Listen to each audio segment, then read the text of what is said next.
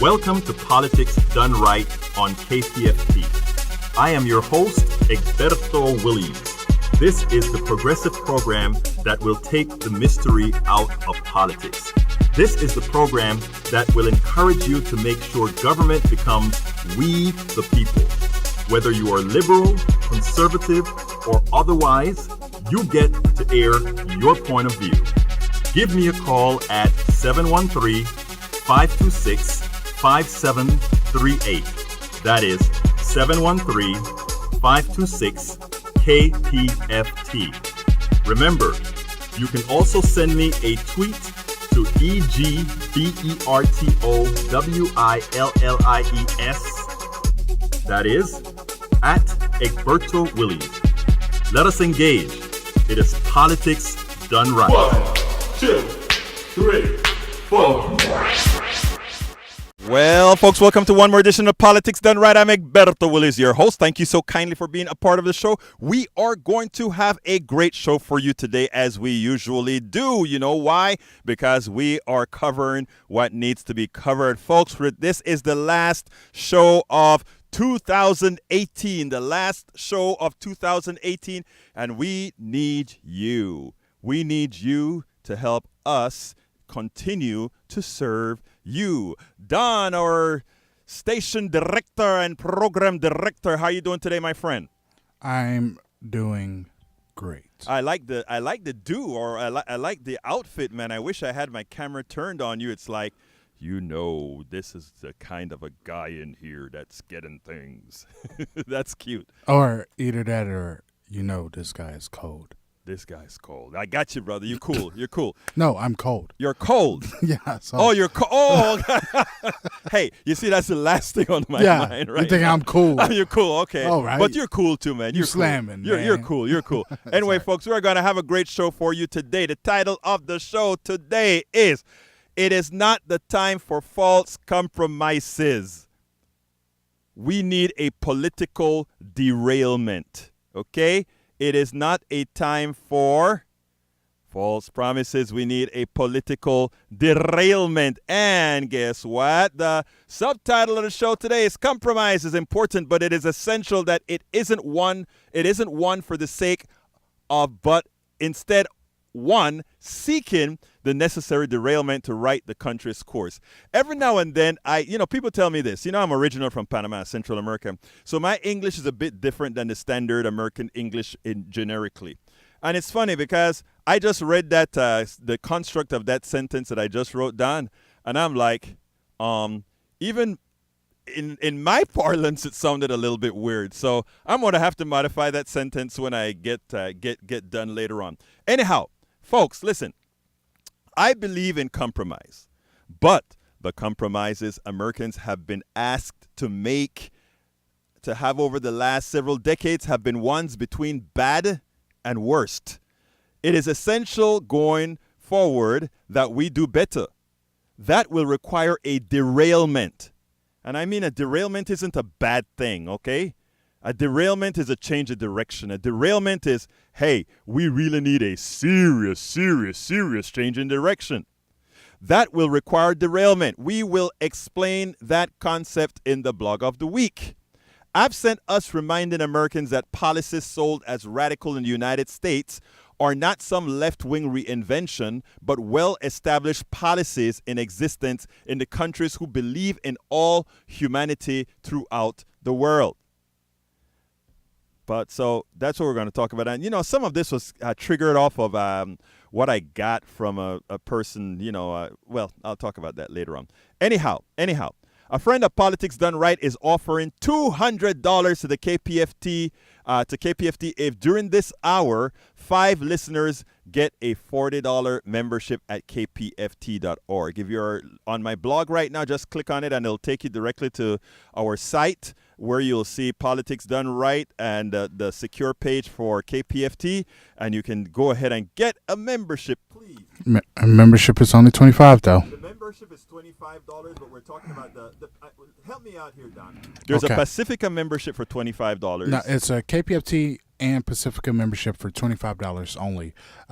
It's suggested for $40 because it was during our 40th anniversary that Right. we started asking for $40. Got you. Okay, the membership is $25, as Don just said. But for this, if we get 5 people at $40, we got the $200 matching from this donor. So I'm going to ask you guys to please do that like right now before I jump into all the stuff of the blog of the week. So please go to kpft.org and go ahead and get a membership if you don't have one. If you already have one, extend your membership because we don't want to leave any money on the table. KPFT needs your support. This is not we're not in fund drive. This is silent, but I'm asking you to go to that site to support all of this. Look, for you guys on Facebook Live can see all the work we've been doing in here. It looks so nice.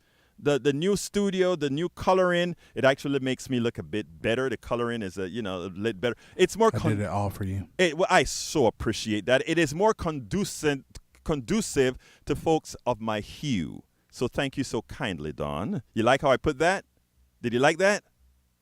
Yeah. All right, good. Anyhow, going forward, so please leverage your membership by becoming a member or extending your membership at kpft.org. If you're in the blog, you can click on it. It'll go directly. And remember, select Politics Done Right. You're doing this for para politics done right. Anyway, before I get to the program, I want to remind all our listeners that KPFT is a bastion of intelligent voices and programs. As a political activist myself, my favorites are Think Wing Radio with Mike Honig on Mondays at 2 p.m. Absolutely. So, of course, we have Open Journal with Dwayne Bradley and crew on Mondays at 6 p.m. Absolutamente. Jazz Latino, Afro-Cuban Latin Jazz at its best, hosted by Juan Flores on Tuesdays at noon. Love you, Juan Flores. You're a great guy. Then we have Jenner Asian Radio. That was 2 shows before my show. It's a weekly radio program featuring an eclectic mix of Asian, underground, Bhangra, Bollywood funk, Hindi, Rai, where ancient sounds meet future beats. And when is that? That is Thursdays from noon to 2 p.m. Absolutamente so. Really, but not really, a hip-hop and R&B party show on Wednesdays at 10 p.m. by Rosemont and Marcel Monroe. And right after this show, wonderful music. If you want to hear some good stuff, just go listen to Border Radio, Best of Americana music featuring Susan Darrow, right after Politics Done Right at 4 p.m. Absolutamente. Then there is Black on Both Sides, a public affairs program with the effort to highlight politics and public affairs in line with our individual and collective worldview, and that's on Fridays from noon to 2 p.m. on our HD2 absolutely channel. And for those who have programs that you want, there's a program that I have been on several times, and I've forgotten to put on this all of the times. Okay. And it is the Conscious Mindset. Conscious Mindset with On Said. Sundays yes, absolutely with Said. I want you guys to start checking out that show, Conscious Mindset, on Sundays. What time is that again? I think at 9 o'clock? Yes, it's supposed to be. Look at Don. It's like, look, I put the things down, but I can't remember what all those shows are. But anyhow, look it up at kpft.org, Conscious Mindset. Check out our full schedule at kpft.org, where you can find programming from music to the politics to medicine to the eclectic. KPFT is a listener-supported public community radio station. So please remember that if you like what you hear, visit kpft.org and ensure we remain a strong, viable community radio station that provides news, programming, and information not influenced by whom?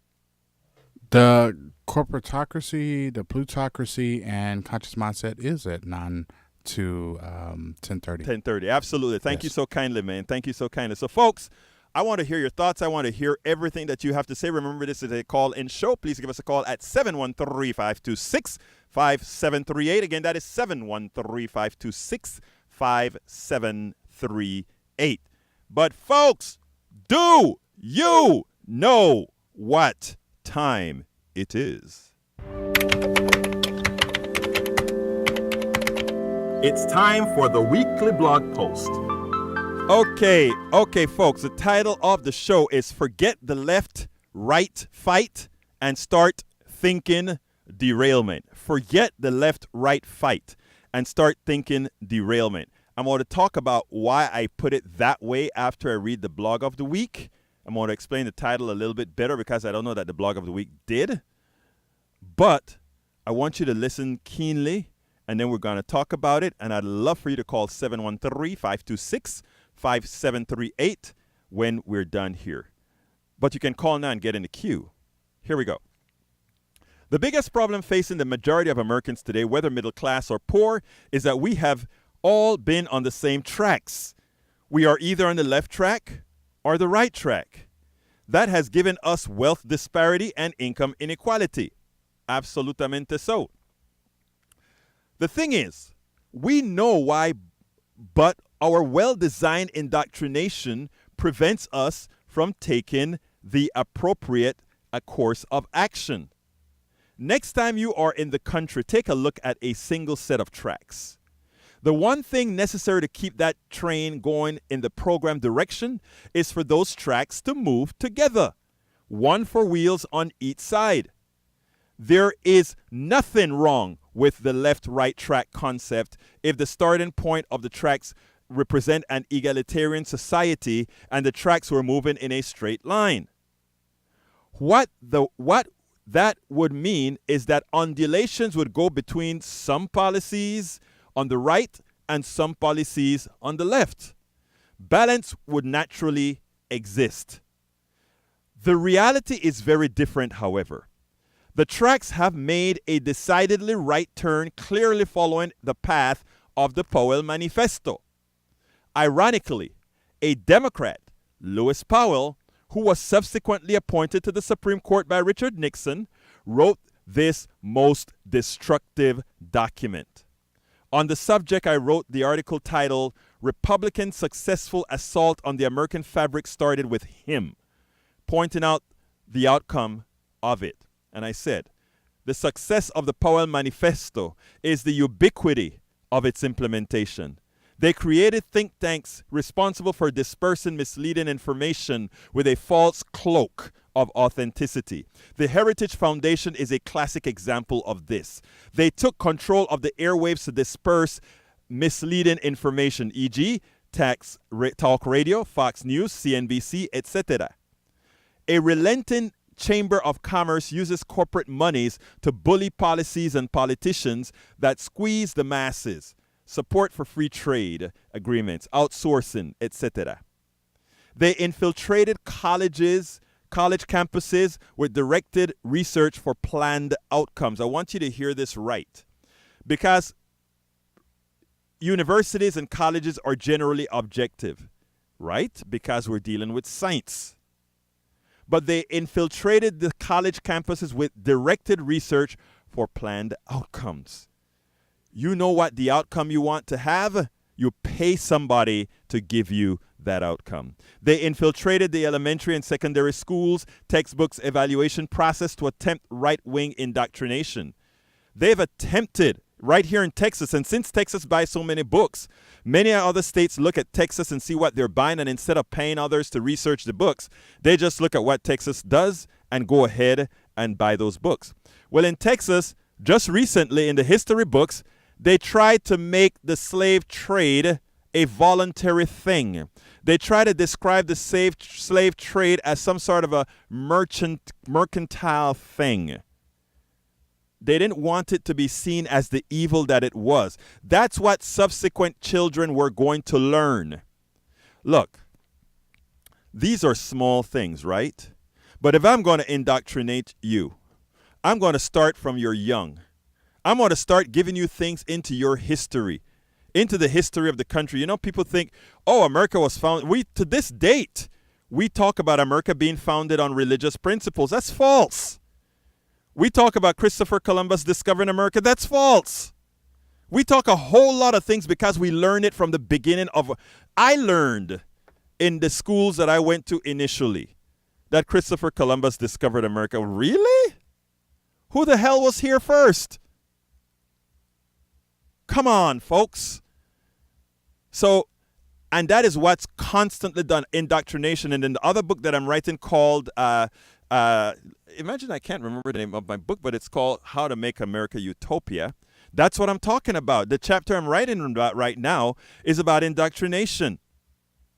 And it's about how that really works on people's psyche. And if you start them from small, from young, it becomes a part of them. that Columbus discovered America was a part of my reality. Till I asked, wait a minute, weren't people here before? And by the way, didn't Americos Vespucius or other folk, the Vikings and all these guys kind of touched around here as well? Come on. We have to start realizing that everything that happens in schools in our lives, it was a potential sort of indoctrination and not necessarily good. And in the book, I'm going to tell you, indoctrination is not all that bad. But it's when it's used for evil that it is horrendous. And a lot of the indoctrination put out by the plutocracy is evil. They use graduate business schools to indoctrinate students on an irresponsible form of capitalism. And let me tell you, they make you believe that the only economic system viable is the sort of capitalism that we practice here. Okay? That is what you're taught. And even if you talk to a lot of Democrats and progressives, if you ever say anything sans that has anything negative to say of our former capitalism, even they get upset at you. And I'm going to tell you a little incident that happened to me on Facebook with another activist. They flooded the country. They flooded the country with books and paid advertising promoting their message. They continue to destroy unions. The implementation of the Powell Manifesto has been successful thus far. The problem is that in the Powell's days, there was no internet. A new tactic had to be added. This new tactic is not new. It is the war to divide and conquer. Look, folks, these are important things. These are important things. The process of moving the entire track to the right has never gone away. Under Democrats, the angle of departure is just less pronounced. As an example, Obamacare was a compromise that allowed insurance companies to continue making a profit solely to pay a bill and incur duplicitous and inefficient expenses like advertising, executive pay, shareholder dividends, capital expenses, and much more. The argument that they manage risk makes no sense if one identifies the American population as one risk pool. To be clear, using private insurance for health care, which is a right, is not a progressive direction at all. It is simply an evil endeavor. To be clear, Democrats are not Republicans at all. It is clear, however, that the gravitational pull of the Republicans is much stronger than that of Democrats because too many Democrats themselves are egalitarian only to a point. The establishment Democratic leadership, while paying lip service to the Green New Deal, crippled it congressionally. Nonetheless, and this is what they said, nonetheless, it seems, and this was by Vox, nonetheless, it seems Democratic leadership was not particularly happy about a group of upstarts laying claim to a major issue and instructing the caucus how to approach it. Pelosi largely gave Ocasio-Cortez and activists the cold shoulder. They were not warned before Steny Hoyer announced on Wednesday that the committee will not have subpoena power. And they were not warned before it leaked on Thursday that Representative Kathy Castor of Florida had been chosen to head the committee, which would in fact be the same old committee on climate change. As for GND, which is a green movement, I think they have some terrific ideas, Castor said, all but patting activists on the head like they were children, but that's not going to be our sole focus. Well, you mean the destruction of the earth is not going to be your sole focus? Give me a break. What about the activists? Other major demand that no one would who accepts fossil fuel money be allowed on the committee? I don't think you can do that under First Amendment. Really? She said. She later admitted to Kaufman at the Huffington Post that the peculiar bit of constitutional interpretation was inartful. And she just doesn't know if she can do that as chair of the committee. She says maybe she'll talk it over with the caucus. Oh, she started to get hell from the left that said, oh, so you guys think you're going to play that number again. So you guys think you're going to use us one more time to get elected and then say, okay, now we're elected. Forget about all you lefties, you crazy lefties, the ones that really have proposals for the middle class and the poor, the ones that really have proposals to really start cleaning up this stuff that's causing global disaster. America is ready for a leftward derailment. Even though Beto O'Rourke failed to beat Ted Cruz, it was the closest race in decades, and absent Donald Trump's invasion scare tactics, Beto may have won. At the beginning of Beto's campaign, he was not as progressive as many wanted. He wasn't. As the campaign went on, he started earning his progressive bona fides as he made a discernible left turn. And you know why he made that discernible left turn? I spoke to Beto in a couple of interviews, but I can tell you one thing. In the first and the second, you could see a distinct change. But let me tell you better. The change happened because he realized, even here in Texas, that is supposed to be decidedly red, which it isn't, when he spoke to people about their needs and their wants, even Republicans wanted progressive ideas. I mean, we're not talking about ideas like on social issues. We're talking about progressive fiscal ideas, progressive ideas on other social things other than that one that they use to bring up conflict all the time, abortion. So, folks, the derailment is not only going to get you people that are decidedly progressive. Now, when I interviewed Beto, he was tentative on Medicare for all. Later in the election, he was warmer to it. He did not accept PAC money, and he came out strongly in favor of the NFL kneelers. In other words, he came out in favor of criminal justice and social justice.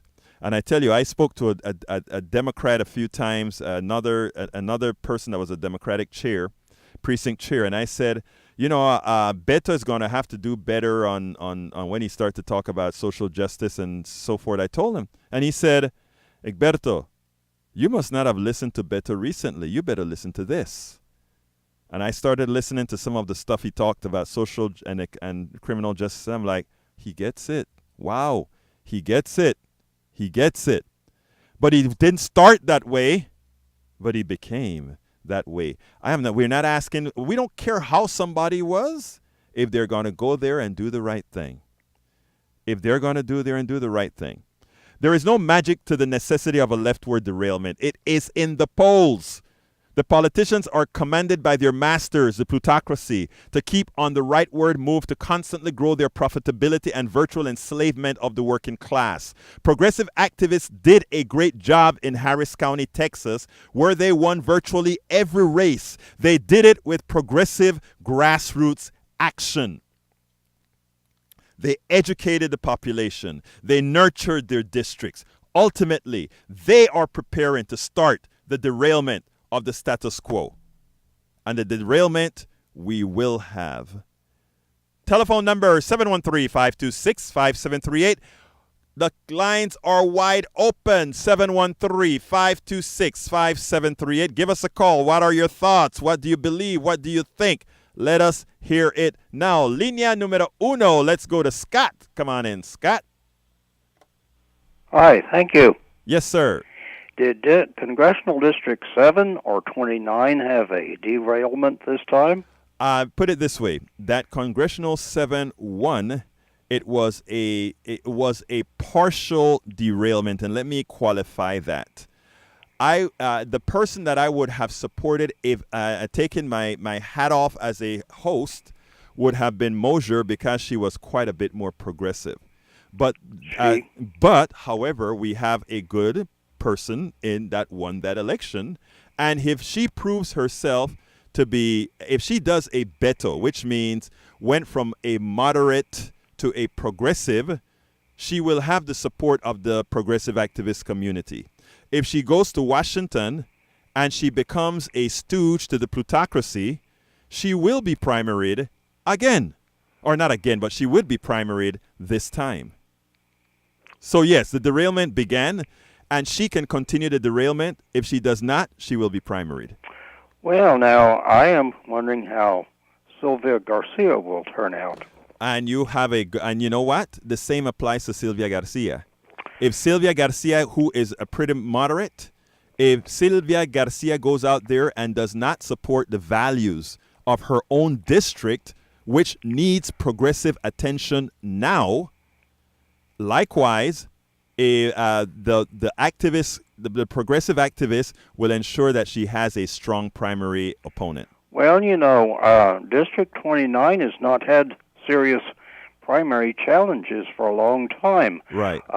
Adrian Garcia did not do especially well 2 years ago, and Sylvia Garcia won 63% went over 6 people without a runoff. Right. I think she mainly benefited by being well known. She Right. made a name for herself, and she also had the benefit that she had helped people get elected Absolutely. over the years, and they helped her. Look, let me tell you, first of all, that is all great. Name recognition is very, very powerful. And that is one of the reasons why, progressives have to start watching what these politicians do when they are elected immediately. Because, like you just said, name recognition is important. And what we have to do going forward, what we have to do early on is start looking for potential candidates in each of these districts so that in the event that the congressperson that was elected in the district misbehaves, that we are ready with a person who we have built up name recognition to put them there if that becomes an eventuality. Well, I worked in Wendy Davis's campaign in 2014, and they had me asking people to volunteer to do block walking, and I had virtually no success. People did not seem to be interested in politics. They're not. I mean, the truth of the matter is, we remember earlier in my blog of the week I spoke, and folks, the lines are still open, 713-526-5738. You'll get into the queue right away if you call now, 713-526-5738. Yes, sir. Scott, what happens is you're right about people not being interested, and that is a part of the indoctrination that we do have, and that is that your vote does not matter, or you don't really matter, and we've done a good job of making people feel helpless, and helpless people don't vote. The people who vote believe that their vote counts. That's why folks on the right vote. They know that they're going to get Kavanaugh if they win. They know that they're going to get Trump if they win. Now, a lot of folks on the progressive side are folks who need progressive values. As far as they're concerned, no matter what happens, they lose. Oh, I've been voting in every election since I started voting, which was in 1962, right? Except for 2 or 3 that I missed, and I've been in both parties. Right. Well, Scott, what you have to do is you have to keep talking, you have to keep calling, and you have to keep giving that message. Well, I do promote voting in every election, and I promote an unconditional commitment to voting. And I think I hear so much culture of conditional commitment to voting, like a lot of people don't vote unless they're fired up by a personality. I think that's inadequate. Well, I'm glad that you said that, but that is something that we have to mitigate, okay? That is something we have to mitigate. But, Scott, I got to go to another line. Thank you. And thank you so kindly for calling in, and thank you so kindly for being a dedicated listener. 713-526-5738 is the number. 713-526-5738 is the number. Let's go to line 4. Linda. Come on in, Linda. Hello. How are you? I am fine. Talk to me.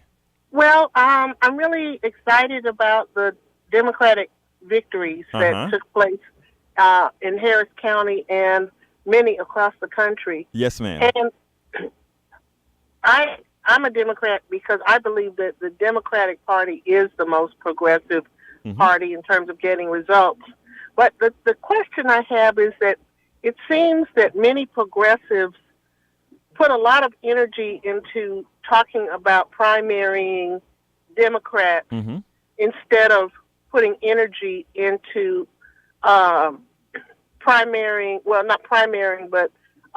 running against Republicans. Right. Particularly in Texas, that's where we're having so much trouble getting progressive change because a lot of Republicans are allowed to run unopposed. And I'm just wondering what the thinking is because in terms of like loading all the resources into primarying Democrats that quote unquote misbehave, as opposed to running against Republicans, it kind of concerns me because it's almost like recognizing that you have to be more centrist to beat some of these districts that are swing districts. I am so happy that without actually crediting Democrats that know that, and that's how they are able to win those seats. I am so happy that's that my question, Linda, and comment. and I am so happy. That is a very intelligent question, an important question, and one that I think everybody, including Democrats, must hear. And here's my answer to you. First of all, you are correct that a lot of energy sometimes go into talking about primarying a misbehaving Democrat. Let me first tell you that a misbehaving Democrat can be more dangerous than a Republican. Hear me out, and this is very important. A misbehaving Democrat who gives the semblance of supporting the middle class and the poor is what gave us the condition that we're in right now. Reagan went ahead and he created this disaster with supply side economics. But the complicity, remember, Reagan didn't have a Republican House or whatever, okay? The complicity, remember, Reagan supports the plutocracy solely. And everything that they did was because they wanted to support the plutocracy, the business class, the whatever the poor or the middle class get is just, you're lucky that you get it. That's the first thing. So therefore, Democrats for too long, and notice I spoke about a derailment. Democrats for too long have been complicit in allowing everything that happened to happen, and then we suddenly just say, oh, it's the Republicans' fault. So that is an easy play, good cop, bad cop thing, right? The Democrats are Democrats' complicity in screwing things up, and then just having a dog to say, oh, well, it's the fault of the Republicans. Here's my thing. First of all, I like when you poll Americans, and I'm not talking Republican or Democratic Americans. You see what? You just made an important statement when you said, well, Democrats have to run in the center to win here in Texas, so we need to give them some leeway. Linda, here's what I'd like you to research with me. I don't ask you to take what I say at face value. If you look at the wants of Americans, what they say they want, if you look at the needs of Americans, what they say they need, and you do the polls, Democrats and Republicans are asking for the same thing. Why is it that all our Democrats aren't then, given that these things are already poll tested, going into these neighborhoods who prove that these progressive values is what they want, and not go out, not allow anybody to say, oh, you're a liberal. Go and say, this is what I want to provide to you. But here's the problem.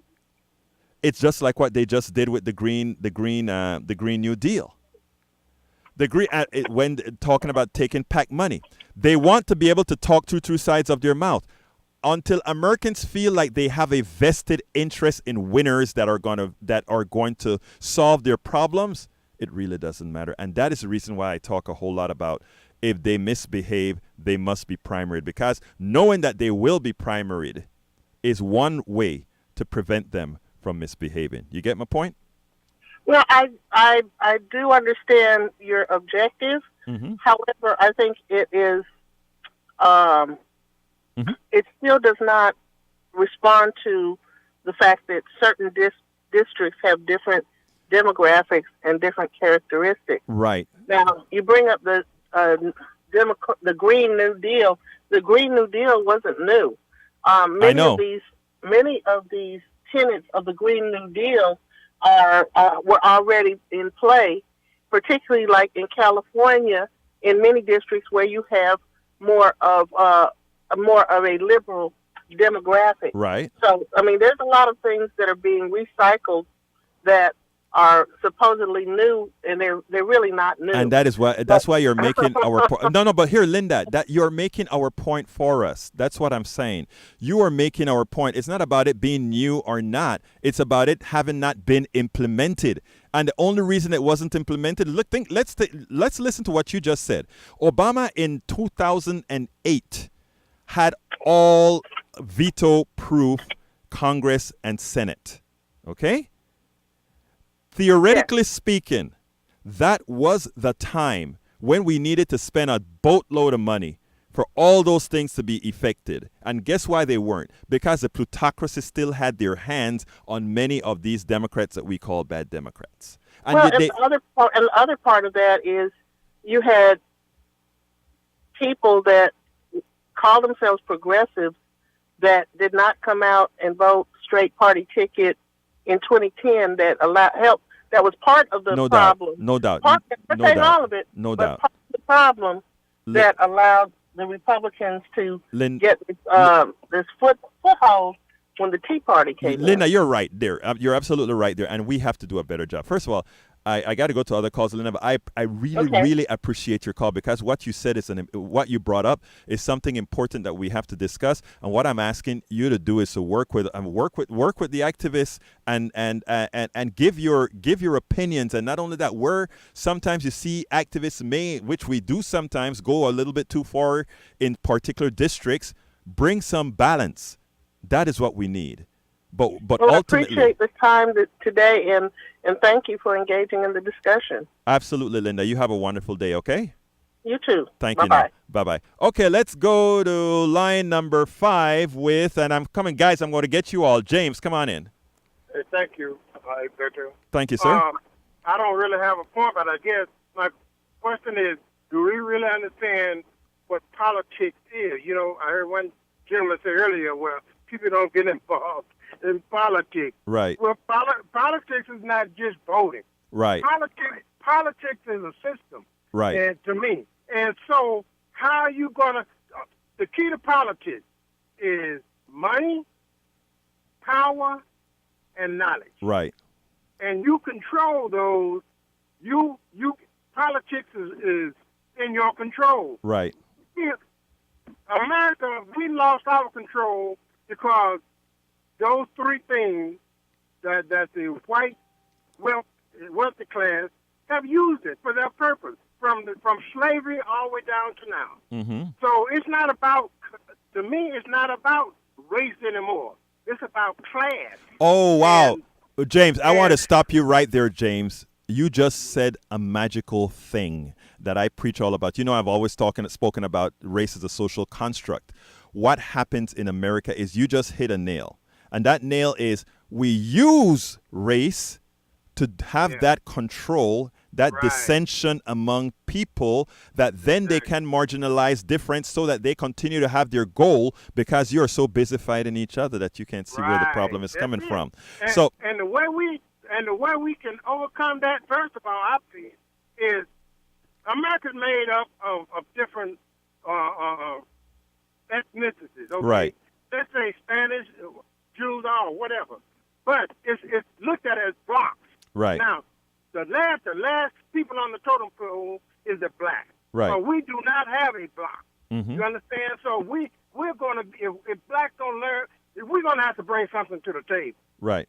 If we're gonna compete in where we want America to go as a democratic place. But if we don't bring that, if the blacks don't create a block, so we have something to say, hey, if you want us to participate, you're gonna have to, I think you're we have something. James, I think you're alluding to the fact that the Democratic Party just about take the black vote for granted because they know they are going nowhere else. I think that is what you're alluding to. Right. Now, we have nothing, but we're Right. just kind of like going for handouts. right now, Whoever will hand us something. well, let me first qualify that because I don't want that to stay in the ethos there.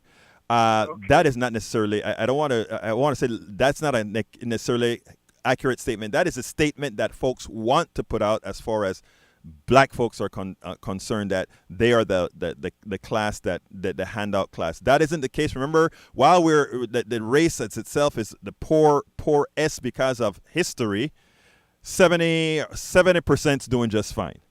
While maybe 89% of whites are doing just fine, and while maybe 75% or so of other ethnicities are doing fine, there are historical reasons why, but still the vast majority. Doing fine to me is having your own school, having your stores, having your own businesses, and you're doing fine. And that has been growing and coming now. So what I'm trying to say, however, is I want to keep our eyes on the ball.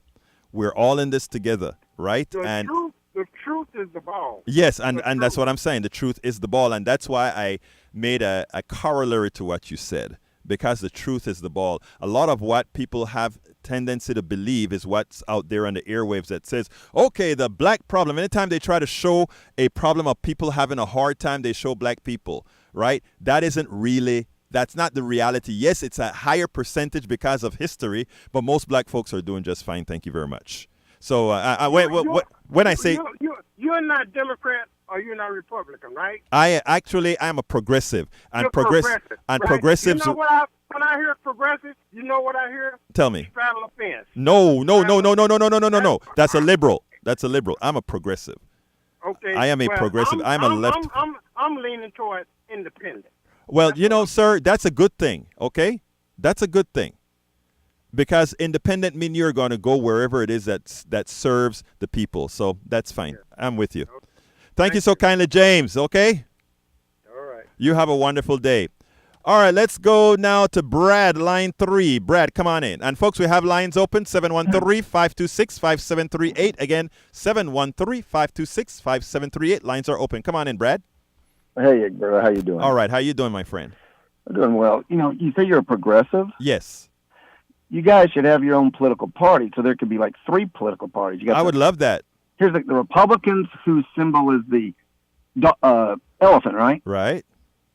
The Democrats, their symbol is the donkey, right? Hold on, Brad. I'm scared to see what you're going to give me for progressives. Let me hear the progressives. The progressives, your party should be called the Christmas Party. Okay. And your motto will be Santa Claus, because Santa Claus is you're just as ridiculous and is just as fake, with free health care, free tuition, yes, free college tuition, yes, cutting back the military, and there'll be world peace, and getting rid of fossil fuels, and we'll have an endless supply of clean energy coming from the backsides of unicorns.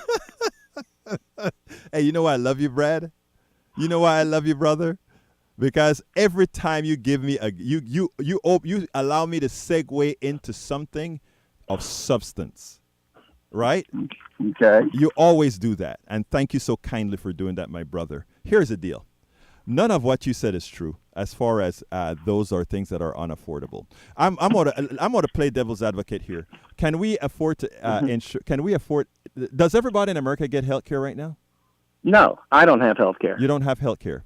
I choose not to have health care. I mean, I do these 2 horrible things that most people don't do. I eat healthy and I exercise. Okay, but you don't have health insurance. I do not.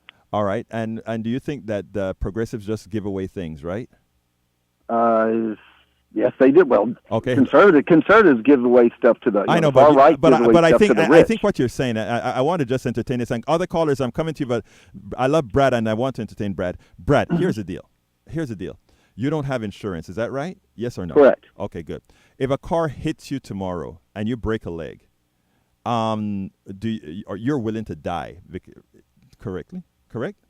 I am not willing to die, but I'm a paranoid, cautious driver. But that's not what I'm asking. I'm saying I am a great driver. I haven't had a wreck in over 6 weeks. Sir, Brad, that's not a problem. I'm asking, if you break a leg and the bone is sticking out and you're bleeding out, okay? You don't have health insurance. Is it okay to leave you on the side of the road to die? Yes or no? No, it's not. No, and I understand what you're saying, but that person should therefore at least show society, hey, thank you. Then maybe volunteer time to nonprofits, go up and down the street and pick up trash. But that's not I don't believe in free stuff. That's not how it works. That's not how it works. There's nothing. If you break your leg, it's going to cost, and it's protruding. It's a $200,000 bill that you will never be able to do enough work to recover that. Okay. I understand what you're saying. I looked at health care. Yes. And how much do you pay in health care a year, your family? My family pay about $10,000 a year in health care. Okay, it's about $11,000 per individual. Yeah. Your biggest expense is what? Your mortgage, your rent? Yes. And maybe food, and maybe taxes, and then health care, correct? Yes. Even if health care was Medicare for all. Yes. It's still going to be the 4th or 5th biggest expense we still have, yes. Okay? And as long as, nurses are making 5 figures a year, wanting to make 6 figures, and doctors making 6 figures, wanting to make 7 figures, yes. As long as they're making all that money, healthcare is going to be expensive. Well, so that's why false. I eat healthy. That's false. I mean, first of all, it's good that you eat healthy, and I thank you because your healthy eating does reduce the medical costs. You are absolutely right about that, Brad. But let me tell you where you're absolutely wrong.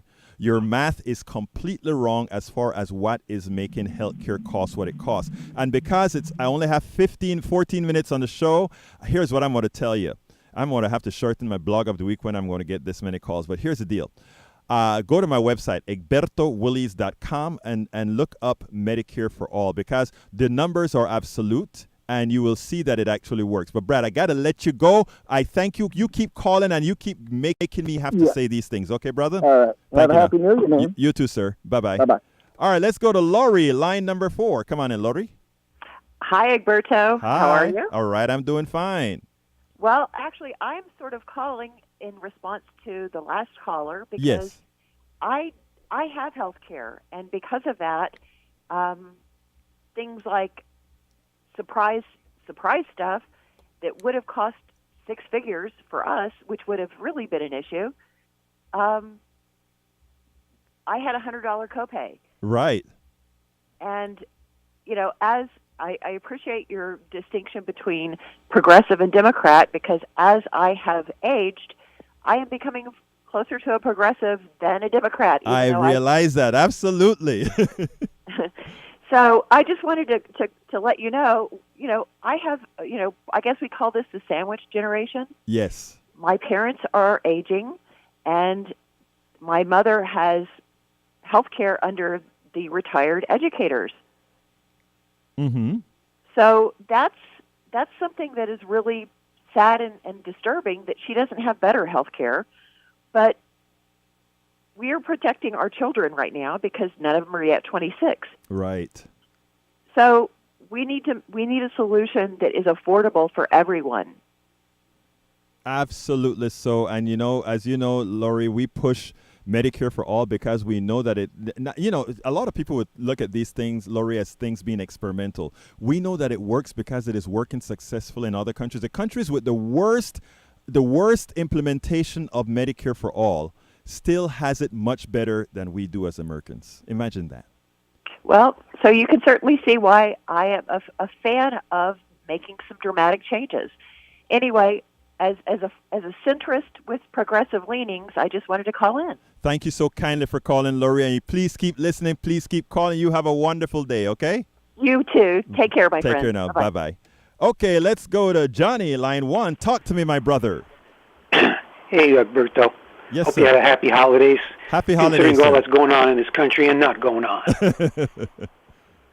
Listen, as far as the Democrats are concerned, as far as the next election in 2020, I think it would be a big mistake if the Democrats ran more than 5 or 6 people.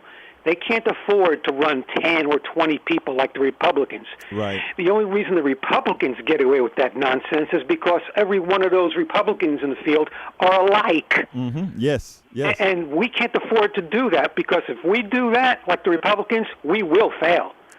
So I would say no Joe Biden, yes to Mazie Hirano, yes to maybe Sheldon Whitehouse, assuming his voting record is solid, right. Progressive, like I hope it is. We want the guy from Ohio. I'd like to see Ralph Nader. I'd like to see Bernie Sanders again. And the guy from and Ohio. Maybe 1 or 2 other people I'd let you choose. Yeah, the one from Ohio. What's his name? Sherrod Brown. Yeah, he's okay. He'd be fine. Yes. And I'd like to see maybe Stacey Abrams. I would like to as see a running mate, perhaps. Yes, I would like. Well, you see, and that's what that big field is for, right? You need to have the field to kind of expose all these guys or ladies, everybody, so that you have a good vice presidential contention out of them if necessary. So yes, I'm with you absolutely, Johnny, and I'm with you also that if too many people come out, it'll be ridiculous. You want to say something, Don? Oh, okay. Yeah, I think if too many people come out, you're right, Johnny. I'm sorry, you're right. Before I hang up, let me give an advice to Brad, your caller, 2 or 3 callers ago. Yes. By the way, he was the one who would try to attack me personally, not the other guy. I remember. For the record. Yes. Brad, if you're still listening, I'd like you to get a hold of Confessions of an Economic Hitman. And if you don't have the time to read it, then just go to Democracy Now! Search engine, and pull up some of his interviews. Classic stuff. And then get back to Egberto and tell me how your ideology still matches with reality. Thank you so kindly, Johnny. As usual, you have so much to say. You have a wonderful day, my brother. Happy ho ho ho. Happy ho ho ho, and also Happy New Year, Johnny. I know you're going to bring it in fine. You take care, buddy. Felice di capo. All right, bye-bye. All right, let's go to M.O.D. Come on in, Senor M.O.D. Hello? You're on. How about some detail to your blog, Roberto, if it's okay? Okay. So people question whether or not Columbus was the one who discovered the North America, right? Right. Do people question who discovered, who Cortez? You remember this guy named Cortez? Yes. He went down south? Right. Okay, do you remember this guy named Constantine? He was like a czar, back Caesar. Yes, I don't know too much of that history, but I know what you mean. Why are you asking that? What I'm saying is, these guys basically were Hebrew, and this guy named Constantine had a thing go across the, what was it called? The Crusade, Christian Crusade. I remember that. Yeah, okay. So these guys basically didn't want to die, so they converted. You know what those folks are called? No. That were in Europe and converted, Don? What? I mean, they're called Moranos. Oh, really? So Moranos are the folks who were paid by what you're right. Don feels the same way. There's such a thing called the European Anglo establishment. That's true. Okay. Those are the folks who paid Cortez and Columbus to come over here. Okay. That's true. But those guys themselves are called Sabbateans. Okay. So I'm gonna back up. I just wanted to say, make the point about the show real quick so that we can get to the other person, my dear brother. No problem. I like being the last call as always. It's not a last call. Well, you let me get at least one more minute in. But those folks, they basically finance that thing called mercantilism. Do you think those folks that were shipping over here that died in the Atlantic trade route Absolutely. came over here free, or do you think they somehow were sponsored? Someone paid for it? Probably somebody paid for it. You remember the thing called Louisiana Purchase? No, I don't. But I gotta go by. I want you to think about this, Berto. Okay. That those folks weren't whiteys. Okay. I mean, try to ask a Hebrew to say, "Are you white?" No, they'll shoot you. MOD. Right. We'll talk I got later, one brother. minute, didn't I? Thank you. Have a good one, buddy. All right, Bob, come on in. And folks, we have some other lines. 713-526-5738. We'll have about 2 minutes for you. 713-526-5738. Come on in, Bob. Okay, thank you. Been listening to your show, and the first time I've had a chance to listen to you. And I just want to preface that I've been a Democrat all my life. Yes, sir. So I've gone through a lot of changes, and I've seen a lot of different changes take place in the Democratic Party. You call yourself a progressive. You made a statement that you said Beto was moderate, who became a progressive. No, I didn't say he became a progressive. I said he moved to the left. No, he moved to the left. That's great when you're doing the primaries. But the trouble is, when you run nationally, when you run to get elected, right, you run to the center. Right. It's because if you don't, if you go to the left or the right too far, you're not going to get elected. All right, let me tell you something. I love that you said that, Bob. I love to say that you said you're a Democrat and all of that. That is true. I'm writing a book called the Make America Utopia. Okay, and in that the chapter that I'm writing right now is called Indoctrination, right? The statement that you just mentioned about everybody has to move to the middle is an indoctrinative statement that they have. Okay. Let me finish. Okay, that's fine. You can make that statement, but you know something? No, you're wrong. No, I know. You are wrong. And that's fine. Sir, it's okay for you to tell me that I'm wrong. But what I'm trying to tell you is the following. They have been telling us that for decades. You know, you if you're on the right, you campaign on the right. If you're on the left, you campaign on the left. And when you run in the middle. That's a false choice and a false premise, and let me explain to you why. I'm saying these people just don't know how to run because they're following what the plutocracy want them to do, and let me explain. Okay. I need to explain. We're arguing semantics. No. We have to have a conversation because what happens is if we don't have it, we repeat the same mistakes over and over again. Now, I've written on the Daily Kos. I'm also a contributing editor on the front page of the Daily Kos. And what I try to explain on the Daily Kos is that we are, in fact, a progressive country. If you doubt that, ask people their wants and their needs. So, therefore, if I go out there and I say I'm a left winger and I try to run, your statement is absolutely right, because everybody has been programmed to say we want to move to the center. If I go out there and I say I'm a right wing person and these are the values I want, the same thing that occurs, because those are the tracks that I spoke about in the blog of the week. But here's the deal. If I go out there and I campaign this way, I want to make sure that everybody that makes under this amount of money, they can work and have their kids taken care of. If I campaign on saying everybody who has a health emergency, we can actually have you taken care of without your taxes going through the roof, and we can prove it numerically. If we go out, I agree with you on this standpoint. Okay. I really do. Thank you. Okay, what's more? So go ahead, sir. I'm in agreement with you. That's fine. That's fine. So go ahead, sir, and make your point. What I'm going to say is, I've traveled quite a bit in the world. Yes. I used to go to South America. I used to go to Europe. Yes. I've been to the Middle East. I've been to Asia. Mm-hmm. In fact, I served time in Vietnam right. as a young man. Yes, sir. I can tell you this: when you lose the middle class right. of a country, yes, then you become just another third world. Amen. Republic. You are right. You are absolutely right, sir. So we are on the same team. What I saw when I used to go to Venezuela in the early 80s, yes. I saw a fairly strong democracy. Right. I saw a fairly thriving middle class. Right. But you wind up having about 5% of the population controlling about 90% of the wealth. Thank you, sir. So what are we talking about? Why is it that you think there's something about running to the center that's going to solve that issue? Because you got to get elected. But, sir, that's what I'm telling you now, that you and I have to come to a good place on. And that good place is to get to the point where we are not scared to say, I don't mind saying I'm moving to the center while I'm bringing up those topics.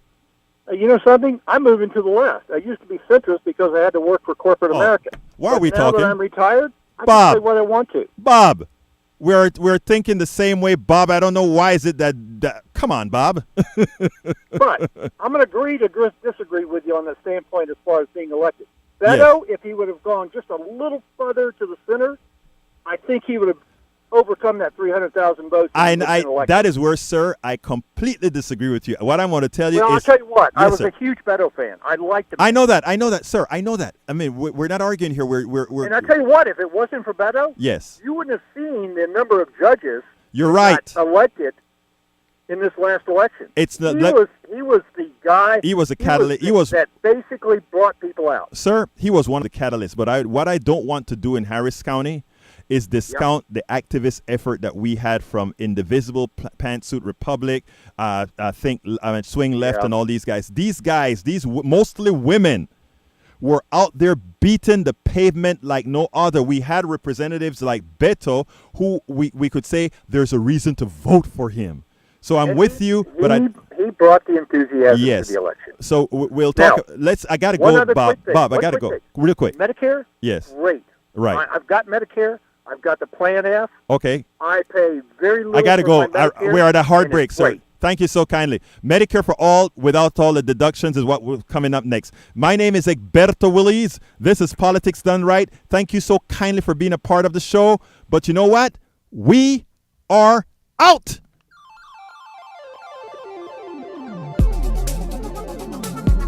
Thank you very much for listening to Politics Done Right. I am your host, Egberto Willies. You can personally reach me by sending an email to egberto@politicsdoneright.com. Remember, Egberto is spelled E-G-B-E-R-T-O. Change starts with you. 90.1 KPFT gives you information not tainted by corporate interest. Please visit kpft.org and contribute. Let's ensure continued access to real information and news remain available to all. Again, thank you very much for listening to Politics Done Right.